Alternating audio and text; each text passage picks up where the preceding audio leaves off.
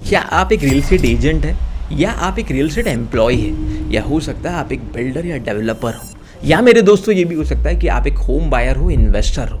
आप इसमें से कोई भी रोल प्ले कर रहे हो या भविष्य में घर खरीदना चाहते हो, ये वीडियो आपके लिए बहुत इंपॉर्टेंट हो सकता है और बहुत लॉस हो सकता है आपका अगर आपने ये पूरा वीडियो नहीं समझा या देखा तो।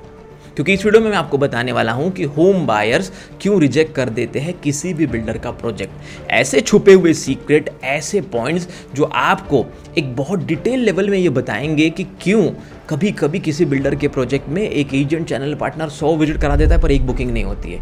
एज अ बिल्डर डेवलपर आप सोचते रह जाते हैं कि मेरी नज़रों में तो सब कुछ सही है पर लोग आते हैं जाते हैं, बुकिंग क्यों नहीं होती है।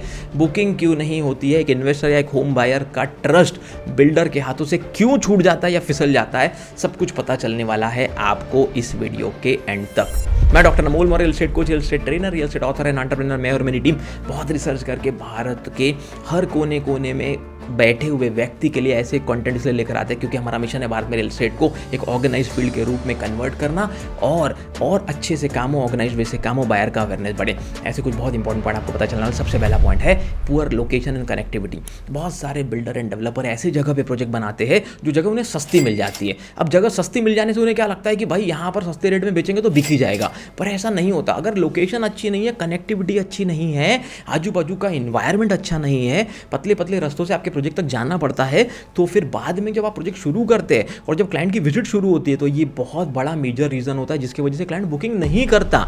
और फिर आप सोचते रह जाते हैं कि यार बाकी लोगों का प्रोजेक्ट बिकता है, मेरा क्यों नहीं बिकता, मेरे ही प्रोजेक्ट में क्या खराबी है। तो मेरे दोस्तों सबसे पहला कारण है बहुत गलत लोकेशन को सेलेक्ट करना, कनेक्टिविटी का वहाँ सही तरीके से नहीं होना, आजू बाजू का लोकल इन्वायरमेंट, नेबर्स अच्छे ना होना, हर चीज़ बहुत बड़ा रोल प्ले करते हैं जिसकी वजह से बिल्डर के प्रोजेक्ट बनने के बाद भी नहीं बिकते। भारत में तो कभी कभी 90% प्रोजेक्ट कंप्लीट होते हैं फिर भी 10% इन्वेंट्री नहीं बिकती।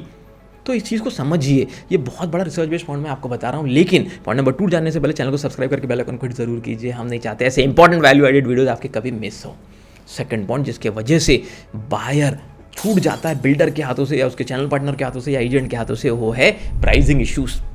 अगर आपको लगता है कि मेरा प्रोजेक्ट आगे जाके बहुत अच्छा बनेगा, मैंने ये सोचा है वो सोचा है, और आपके पास लेकिन कोई पुरानी क्रेडिबिलिटी नहीं है, कोई ट्रस्ट नहीं है, इसके पहले बहुत सारे प्रोजेक्ट्स आपने खड़े नहीं किए और आप प्राइस मार्केट के कॉम्पिटिटिव लेवल पे या उससे भी ज़्यादा रखते हैं, तो वो भी एक बहुत बड़ा कारण है कि लोग आते हैं, देखते हैं, बाजू वाले का प्रोजेक्ट खरीद लेते हैं आपका प्रोजेक्ट देखने के बाद, पर आपका प्रोजेक्ट नहीं खरीदते। प्राइसिंग का इशू भी बहुत बड़ा रोल प्ले करता है। उसके लिए आपको डेटा जमा करना पड़ेगा एरिया का, आपको रिसर्च करनी पड़ेगी उस एरिया के 8-10 प्रोजेक्ट्स की ऑन ग्राउंड लेवल पे।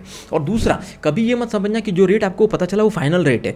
जब एक क्लाइंट सच में कहीं फाइनल करता है तो उसका रेट अलग होता है। हो सकता है बताने का रेट 5,000 रुपये स्क्वायर फीट हो पर छोड़ने का रेट 4,600 रुपये हो सकता है बताने का रेट 75 लाख रुपये का हो लेकिन छोड़ने का रेट 72 लाख, 71 लाख या 73 लाख रुपये हो सकता है बताने का रेट 2 करोड़ रुपये हो पर छोड़ने का रेट फाइनल रेट हो 1 करोड़ 90 लाख या 85 लाख रुपये। सही रेट को पहचाने बिना आप अपनी प्राइसिंग तय करते हैं जिसकी वजह से क्लाइंट को वो जस्टिफाइड प्राइस नहीं लगता, वो वापस चला जाता है। बेचारे एजेंट की मेहनत गई, बिल्डर की मेहनत भी गई, चैनल पार्टनर की मेहनत भी गई, कुछ नहीं होता। होम बायर वापस चला जाता है, बिल्डर ट्रस्ट नहीं बना पाता। थर्ड इंपॉर्टेंट रीजन, लेकिन उससे पहले वीडियो को लाइक जरूर कर दीजिए। लाइक करने से मुझे अपनी टीम को एनर्जी मिलती है ऐसा वैल्यू एडेड कंटेंट बार बार आपके लिए लाने। तीसरा पॉइंट है construction delays in past projects.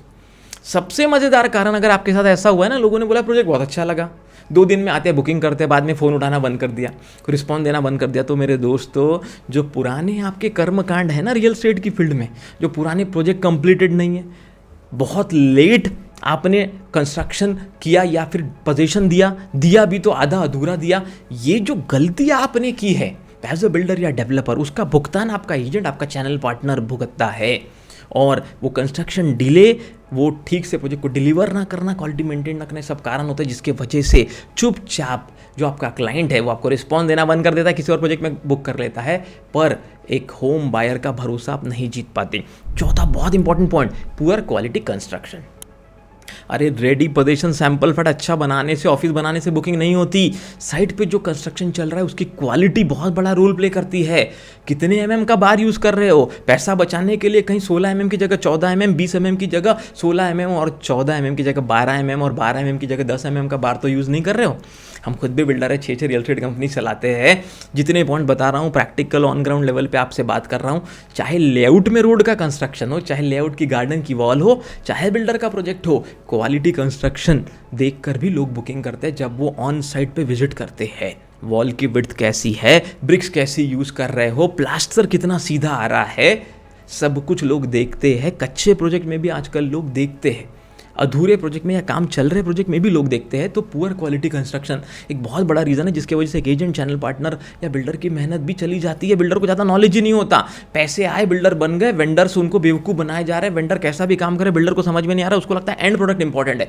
And product से ज़्यादा भाई quality of construction, during construction भी कैसा फील आ रहा है, हाइट कैसी है, कैसे पिलर बन रहे हैं, प्लेन है कि आड़े टेढ़े पिलर दिखाई दे रहे हैं, छत कितनी सीधी दिखाई दे रही है, बारीक बारीक पॉइंट, माइन्यूट पॉइंट्स भी कस्टमर नोट करता है जब वो विजिट करने के लिए आता है। आज के ज़माने का कस्टमर बेवकूफ़ नहीं है, वो समझदार बन चुका है। और हमारी वीडियो जो देखते हैं वो तो ज़्यादा समझदार बन चुके हैं, क्योंकि बायर अवेयरनेस सीरीज़ में हम बहुत सारे वीडियोज़ ला चुके हैं। Point number 5, lack of proper legal approvals, जिसके वजह से होम बायर बिल्डर के हाथों से छूट जाते हैं या ट्रस्ट कम हो जाता है बिल्डर पे।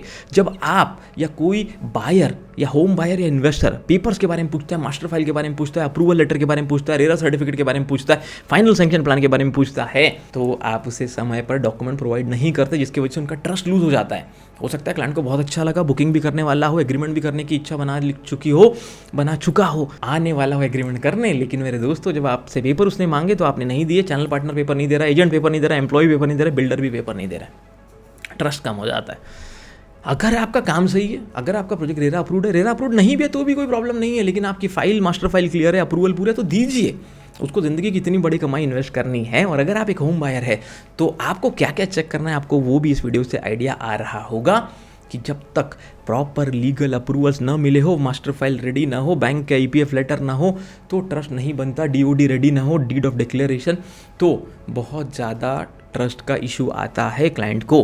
Point number 6, high maintenance cost. कभी कभी आप अपने मन मुताबिक बहुत सारी एम्यूनिटीज़ दे देते हैं, कुछ बहुत बड़ी बड़ी प्लानिंग कर लेते हैं, मेंटेनेंस कॉस्ट बहुत हाई रख देते हैं। तो कभी कभी लोग घर तो खरीद लेते हैं, पर जब उनको ऐसा लगता है कि मेंटेनेंस कॉस्ट हमसे, तो वो डिसीजन बना लेते हैं घर खरीदने का, पर फिर भी नहीं खरीदते क्योंकि उनको मेंटेनेंस कॉस्ट बहुत ज़्यादा लगती है। अलग अलग प्रकार का मेंटेनेंस या बहुत सारी अलग कॉस्टिंग आपने बना रखी हो, या आपकी बेसिक कॉस्ट बहुत कम हो लेकिन बाकी कॉस्ट को ऐड करके 10 लाख, 5 लाख, 15 लाख, 20 लाख रुपये बढ़ रहे हो, उस केस में व्यक्ति डिसीजन रोक देता है, आप अपना ट्रस्ट खो देते हैं, बिल्डर के हाथ से क्लाइंट छूट जाता है। ऐसे बहुत सारे पॉइंट्स हैं जो गलतियां रेगुलर बिल्डर्स से होती हुई देखी गई है।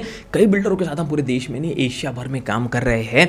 करीब 200 से ज़्यादा बिल्डर्स का मैं इंटरव्यू ले चुका हूँ, 100 से 200 बिल्डर्स के साथ काम कर चुका हूँ, उनकी टीम के साथ काम कर चुका हूँ, 2000 से ज़्यादा एजेंट्स के साथ काम कर चुका हूँ। और टोटल ओवरऑल अगर आप देखेंगे तो पूरे करियर में 2 लाख से ज़्यादा लोगों को हम ट्रेनिंग दे चुके हैं, 10,000 से ज़्यादा इंडस्ट्री फोकस लोगों के साथ काम कर चुके हैं।